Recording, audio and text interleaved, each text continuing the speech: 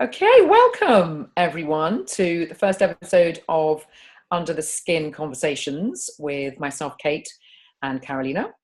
And today we would like to have a conversation about a question we've been pondering for a long time. So it's great actually that we can actually begin to dissect it a bit more today. And that is, what if the role of a parent isn't what we think? So we'd like to kick start with that. And before we get going, Karolina, I think it might be quite nice to share why we're here, how we got here, because it hasn't happened overnight. No, it hasn't. No. So hello everyone, and very nice that you are joining us for the exploration. And I'm quite excited to talk with you, Kate, and so happy that we are here. And for me, how it came about was we met in a program run by Caroline Frenet, Lunch and Prosper. And part of the program was a mastermind, and we met at the mastermind actually. Mm-hmm. Mm-hmm. And at that time, I was struggling a little bit with getting clear on who are my clients, who I want to work with. And I brainstormed and experimented with different niches. Mm-hmm. And then it was like a breakthrough for me that I wanted to work with parents, and especially moms actually. That I could, because parenting, I'm a mom of 2 girls, and parenting is like a major part of my life. And when I could see that I can bring my work and my life together, it was just very exciting and a bit frightening, but also wonderful. Mm-hmm. And then there was a time that both of us, we were posting some content about parenting, being a parent. And then you reached out to me and you said, could we do something together? And you can take it from there. And you came up with this great title, Under the Skin, which I love. Would you like to say a little bit about this? I'll say a little bit. And I'd love to hear what you think about what Under the Skin means to you, but we have talked about it, but to share that with others. Yeah, we connected in that group, as you say, and I think what we both brought, as did others on Launch and Prosper, a real passion for, I suppose, understanding who our niche, our particular audience was going to be. And the fact that we both wanted to work with, or want to work and are working with parents, and particularly myself with working women. And they can be parents or not parents, but I spend a lot of time working with parents. And I think because we both come from this understanding of how our mind works and our day-to-day experience, to call it the inside-out understanding, I think Under the Skin really for me was, let's peel away the layers. Let's look at it in a different way. Let's look at it from the inside out, rather than we sometimes do spend a lot of time looking for answers on the outside to answer our challenges or answer our questions. So that's what led me to thinking about the title. So maybe we just share a little bit very briefly about sort of our not necessarily our backgrounds, but so I work as a leadership and transformation coach, and as I said, work with a lot of working women, and those being parents, and helping them through their challenges and their transitions through life. That's me. What about you, Karolina, before we get stuck into the the conversation? Yes. I'm also a coach and a group facilitator. My background is in psychology, and I work with different sorts of clients. I've worked a lot with educators, but in the last few years, since I had children, actually, parents started calling me. Like, it was very interesting synchronicity. So sometimes parents call me and for like advice, or even bring children to me. So I work a little bit with parents, but really with especially women from all walks of life. Yeah. And I also lead retreats and groups. Yeah. And I'm a mom of 2 girls, very spirited girls. They are 6 and 4. And I think that's what we laughed about as well. I come from the other side, from the blue side. If we're going to be, if we generalize, I've got boys, so I've got 3 boys. Ah, okay, yes, that's true. Mm-hmm. How old are your boys? So, can you say? How old your boys are? So they're 10, 8, and 5. Ah, yes, good. So actually 9. Oh gosh, he would be outraged if I said he was 8. But I think, yes, I mean, it might also be just worth letting people know that it might appear that we're in the same room. Perhaps I know we're virtual, but actually we're very far away from each other, which I'm in Somerset, UK, and you're in Cyprus. Yes, I'm in Cyprus. So we have a very sunny day today, about 25 degrees. Sunny. Yeah, you got nice. got a t-shirt on. Not to make anyone jealous. Yeah. So the question is, what if the role of the parent isn't what we think? Yeah. When we put that question out, what comes to mind for you? What would you like to share? What comes to mind for me is that we think a lot because we are thinking creatures, and parenting is so important. So obviously we have a lot of thinking that seems very important, and it's often quite serious, and we think a lot. What are we supposed to do? Obviously, deep inside our hearts, we all want to be the best parents we can and provide for our children what they need. And then we start thinking, what it takes to be a great parent. What is my role?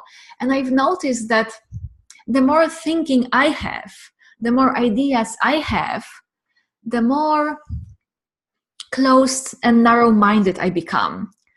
Like, some of the ideas are beautiful and are great. Some are quite limiting. But the realization for me was that whatever I think that my role is, it's still made up. Even if it's beautiful, it's still made up. So I've noticed that in some critical moments when I didn't know what to do in my parenting, like what I thought what my role was, crushed and burned, I had more space in my head and I could see something new. That's why for me the essence of this topic is that whatever we think, it might potentially limit us. And whenever we open and wonder, and when we are curious to see something new, we are more connected with our wisdom, and then insights come and we can see something differently. Lovely, beautifully.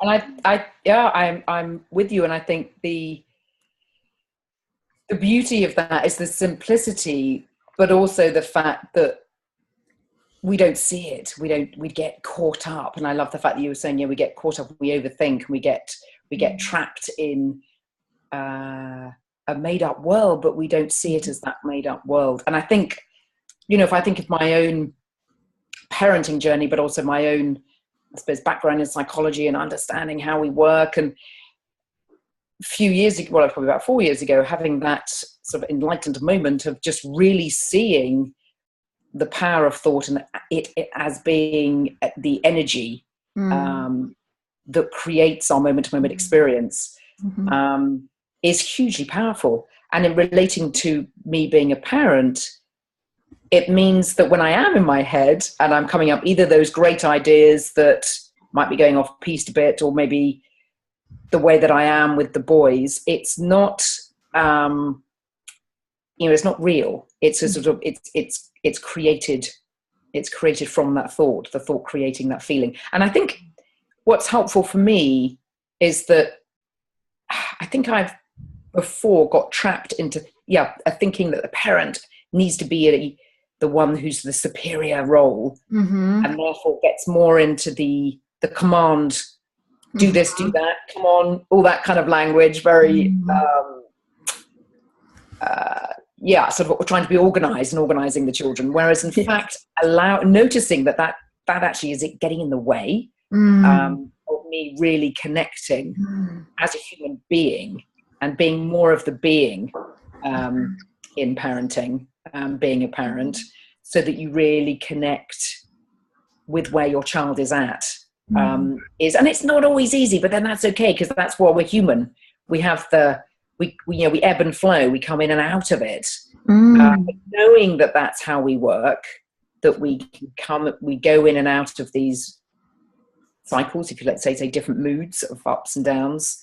But if we're responding to our children from a place, say a low place, or place a low mood, it's not going to be greatly received, because we're not coming from it from a higher state of mind, yes. from a clear state. Yeah, I love what you're saying, and especially what stood out for me was, and I can very much relate to the idea that we should be kind of maybe a little bit strict and superior, and telling the children what to do, and make sure that they behave well.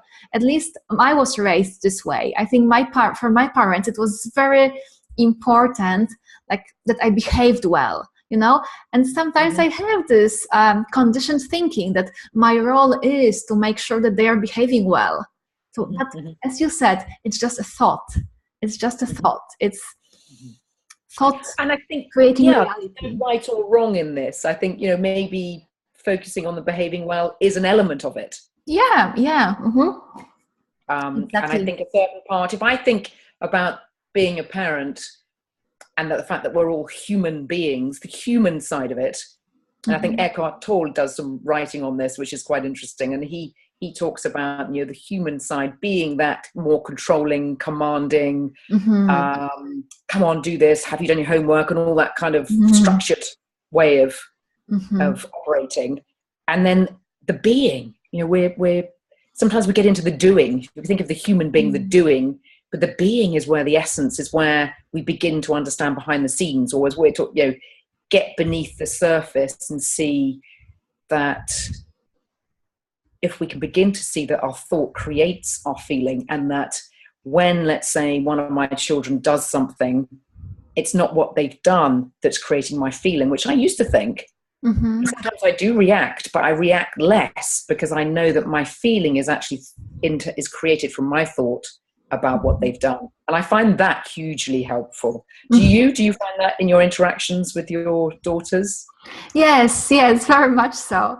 And of course I get caught up sometimes, and especially when I'm tired, maybe it's so easy just to buy into the illusion that what they are doing creates my upset.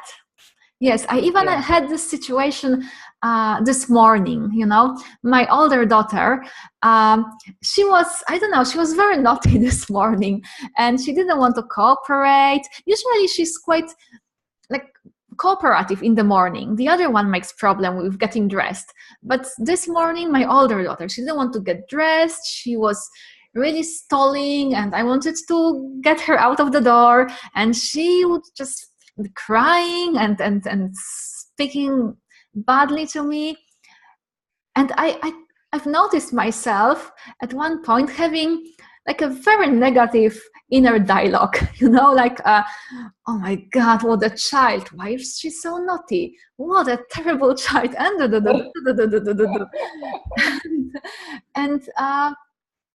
the difference is that if it happened to me maybe before I came across the inside out understanding, perhaps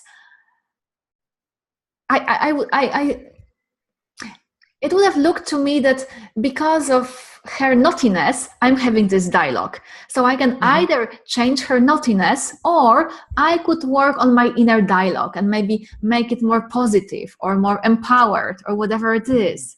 But now, none of them made so much sense.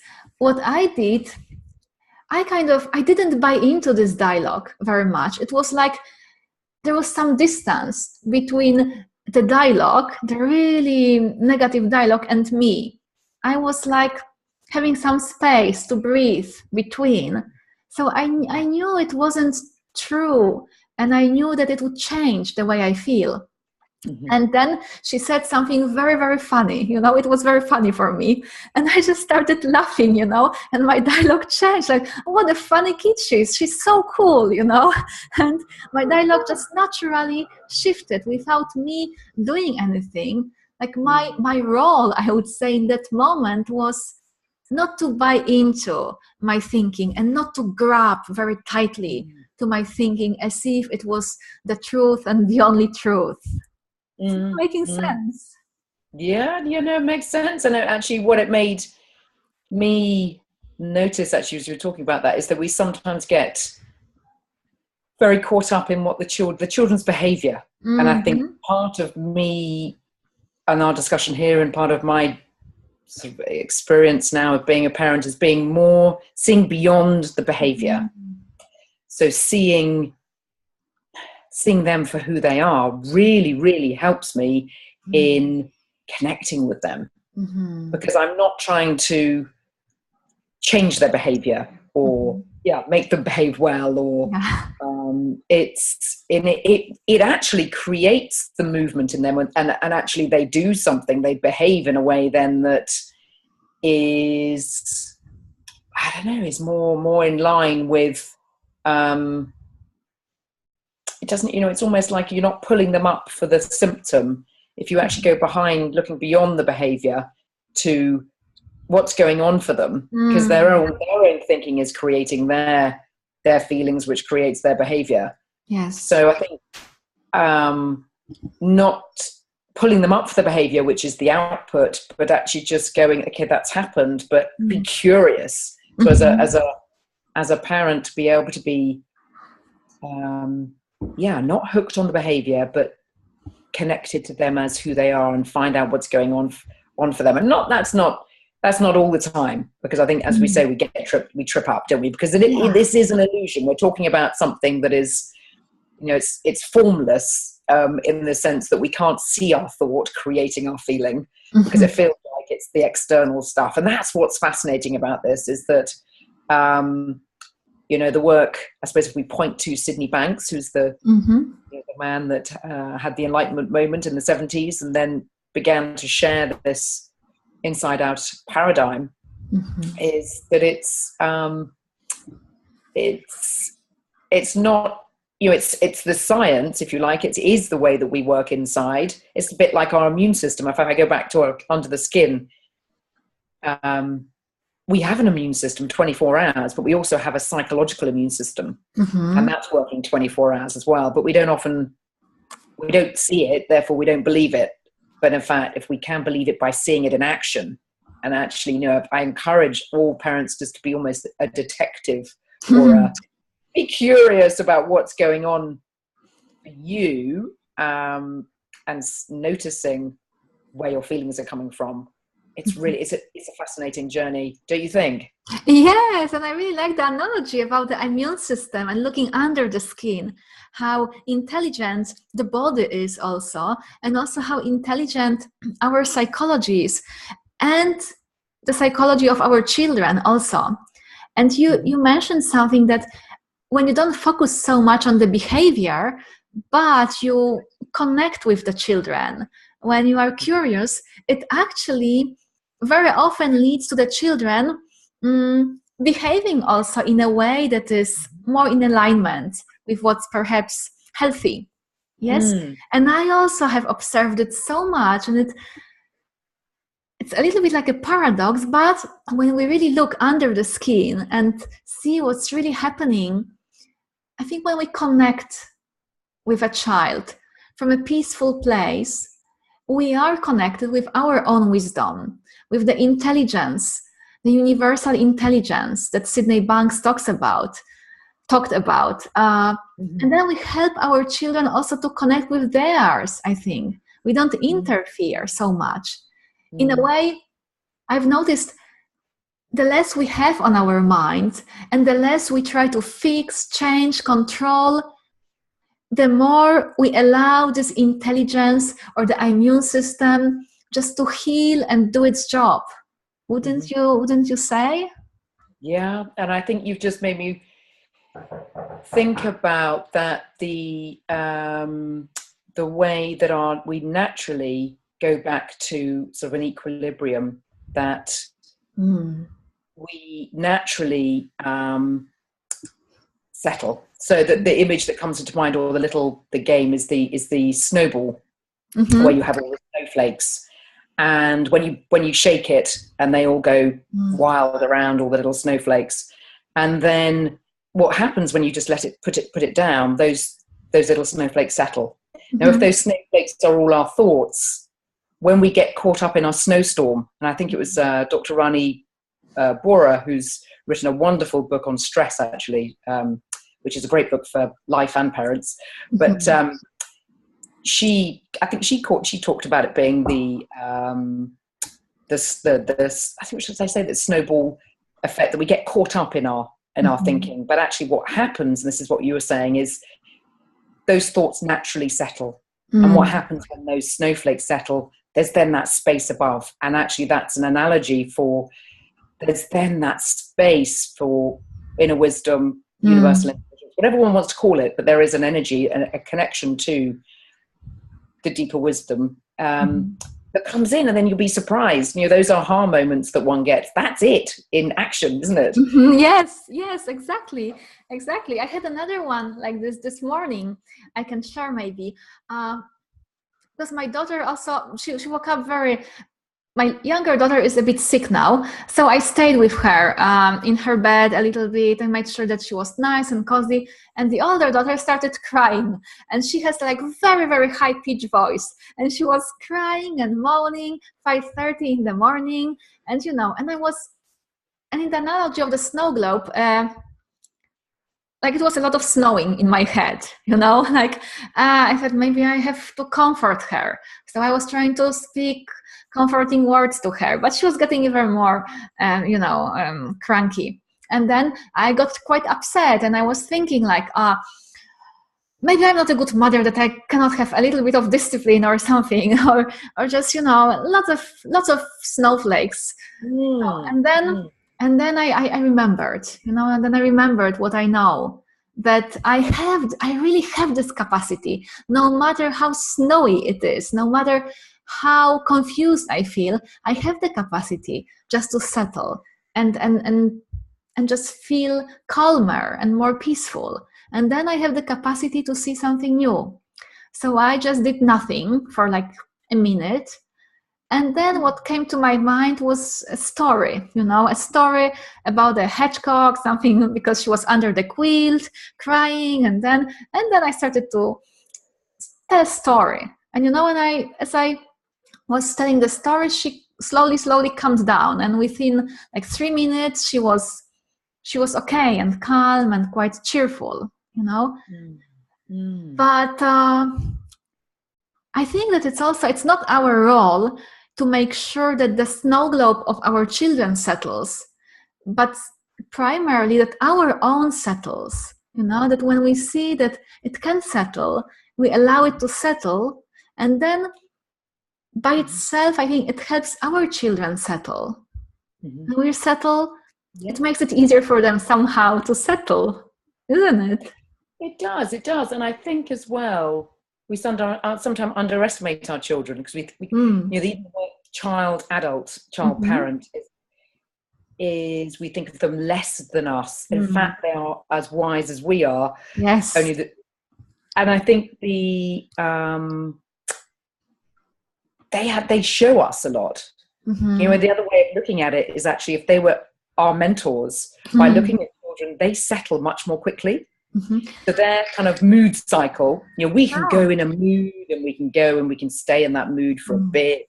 And I certainly, if I think about clients that I've worked with, that mood can go on for days sometimes. Why is that? It's because you're caught up in that thinking, that snow globe, that, just all those thoughts, and then you layer the thoughts and you justify them and you find evidence, and that just becomes a reality. Now with children, particularly say they under the age of 8, they have less thinking going on about what's just happened, so they snap out of it really quickly. And that so for as a parent to look at a child as a way, that is how we operate. We do move out of our our moods, our negative thinking, even our euphoria, even kind of high moods. Well, this isn't all about sort of the lows. Even those perhaps sometimes being in a high mood or a euphoric state can be distracting. But we come out of that as well. So we come out, we settle naturally, all of us, but children show us. So actually, as a parent, I think we don't look at our children enough to actually help us learn. I think that's fascinating, and reverse it a bit and look at the younger one as a way of reminding us what we're all like when we're born. And as we grow up, I kind of think the shiny diamond, I think of this diamond, we're all shiny and it's gorgeous and glistening. And as we grow up, it gets a bit sort of dusty and layers of dust, and we become a bit more, we don't see ourselves as clearly as perhaps children do without knowing. So I find that reversal, look at the children as our mentors. Yes, I really love it. Wow, and it kind of puts the role of the parent a little bit upside down, which is lovely, Yeah. Now, how are we doing, Karolina, on our time? I'm sorry to be practical. No, yes, we talked for, yes, we have another 10-15 minutes left. Oh, okay. Yes. Great. Great. Yeah. So do you have, I wonder, sorry, go ahead. Well, I was just thinking about, in terms of the people that you work with, has there been an opportunity there to work with people or share this understanding, or things maybe that they've shown you or taught you in your work? It's just, curious. Yes. What I've been seeing lately is how much can be resolved and how much we can achieve just by relaxing a little bit, because I've worked with some parents or clients that came with other issues that were quite tense and uptight, and they had quite rigid opinions and ideas about something, and the reality didn't match those ideas, so they were trying to fight it, and as gently as I could, I suggested to all of them as an experiment, actually, just to relax a little bit about it. And, and I explained how the thought works.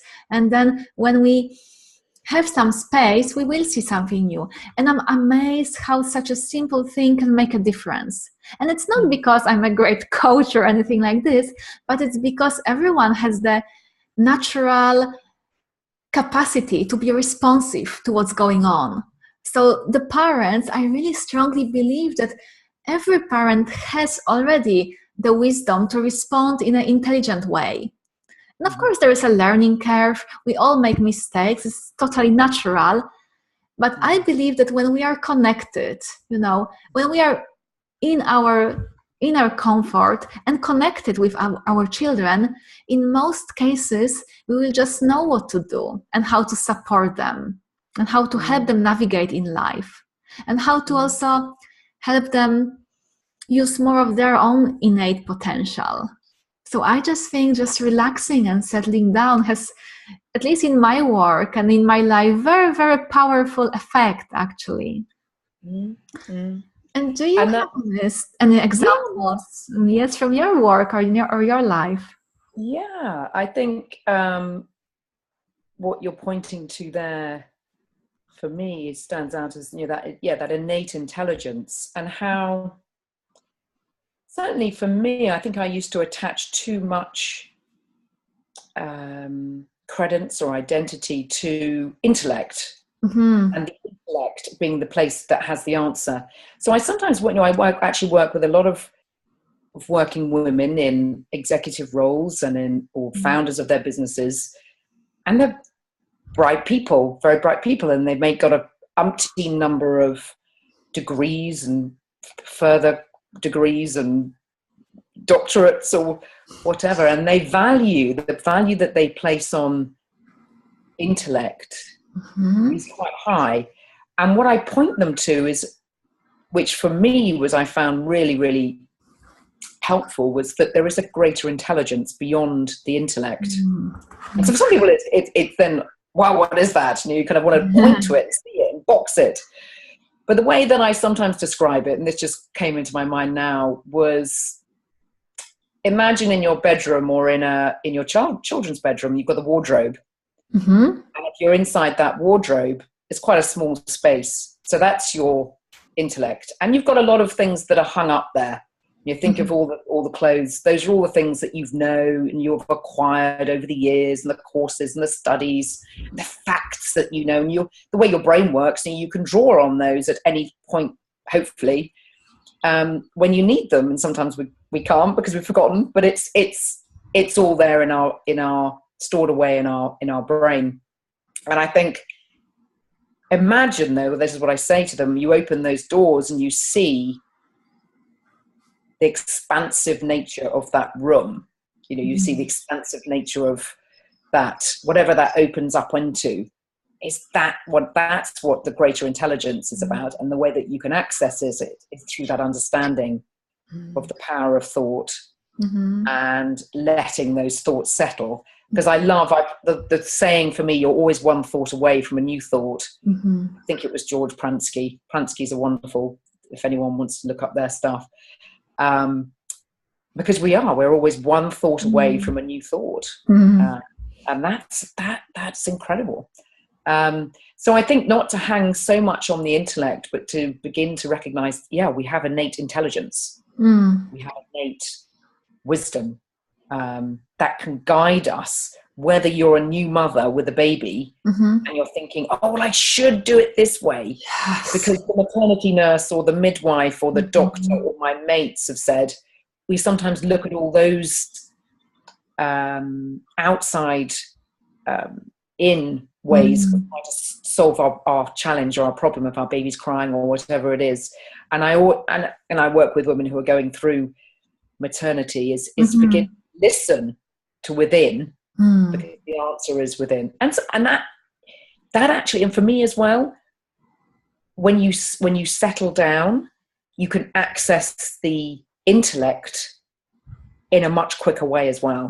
So I think actually it's not like the intellect is not as powerful. The intellect is amazing. And I think, however, if you're aware that there is this greater intelligence, you can bring that intellect to life in action in the moment much more cleverly, because you're doing it if I think of common sense, common sense is kind of being able to respond in the moment clearly. And sometimes you don't know where you've got the answer from. But that's it. When you don't know where you've got the answer from, that's the greater intelligence at play.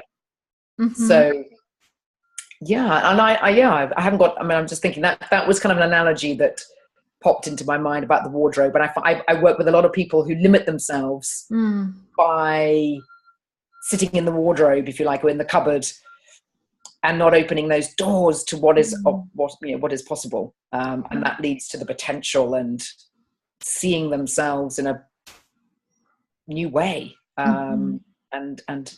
So I could go on and on. I like this analogy a lot about the wardrobe and coming out of it. And just a couple of thoughts on the intellect part, because my mother, she's not an intellectualist or anything, but for her it was very important that I had good grades, and that I went to a very good university.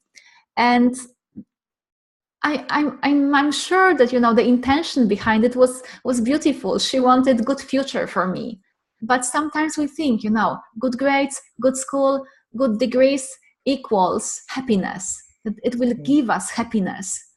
And I don't know how it's in the UK, but in Cyprus, it's very common just to drive children to 100 lessons in the afternoon.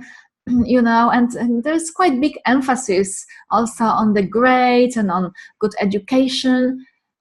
And it's nothing wrong about it. I think I'm very grateful for my education. On the other side, a lot of my suffering as a child came because it looked like it was more important, that I have good grades than how I'm feeling or who I am, And I think that, it's also useful just to reflect a little bit what I really want for my child, and is what I'm focusing on really helpful? Because very often we just get stuck on our ideas, we hold on to them, and we lose the bigger picture because we are inside the wardrobe. So we see only what we see. So just stepping out sometimes can be very, very helpful. Yeah. And I think actually, if we're moving on to kind of takeaways from today, I think as a parent, if you could begin to see your thinking, have a different relationship with your thinking. What is your thinking about being a parent? What is your thinking of what the role is that you need to how you deliver your role? What is your thinking about it? Because I think what you were saying there, I could totally relate to in terms of getting the good grades and going, because that was the essence of my growing up as well. And that might be a generational thing. I don't know. It's interesting, isn't it? It's a different conversation. But certainly I had in my head the grades and the moving up the ladder and going to university and getting the right degree and that was most important. That was most important. So I think for me as well, what was neglected was that understanding of feeling and understanding. So I think, wow, how amazing now if we as parents can help our children understand where feelings come from. I think that's the gift I would love to give my children. Oh, yes. Very nice. What about you? What gift would you love to give your children? Yes, I would like to give them the gift of a presence right now, to be more in the present moment than in the future, just enjoying them now. Because part of why we are parents, I believe, it's because we want to have fun and see the wonderful person the child is. So just the enjoyment of the moments that we have is what I want to give, and what I want to bring more to my life, and encourage our listeners also. Like, what if maybe as an experiment for the next week or so, if your focus was on the connection that you have with your child and the curiosity and enjoyment, just see what happens if this becomes your focus. So that's what occurred to me. Do you have any closing thoughts, Kate? Closing thoughts. Wow, this is just I think we've got under the skin, but the first layer. No. Yes. I think, people are sometimes looking for practical takeaways. I think a takeaway would be just be curious about what role you think you're playing and actually what you're actually playing. Because sometimes how we're actually being is not necessarily, we're not totally conscious of it. So I think just begin to be curious, almost go behind the scenes and get under the skin of your own role as a parent, and just notice what you're thinking about it, and maybe start to have a conversation with your partner or with a friend. Just say, gosh, wow, I've just noticed that I'm thinking about a parent as being the one in control and command. And I love you. So I think there's that. And I think your point, being in the moment and actually just beginning to let the thinking settle, if you as an adult, as a parent, can be more in the moment, it'll really, and connect with your child, is a wonderful experiment as well. And I think this isn't a how-to as well. And I think we're both on the same page. This is about a different way of looking at being a parent, and it's beginning to look at understanding a little bit about how we operate as human beings, and then how as a parent that then shows up.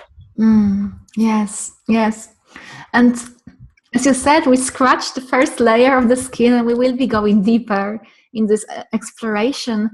And just... I was just going to say, do you have kind of a little, a takeaway or Just when you talked, something came to my mind. It can be a takeaway. When you talked about the skin again, just again this image of that we cannot see what is happening under the skin. We can learn about it, but it's invisible to us.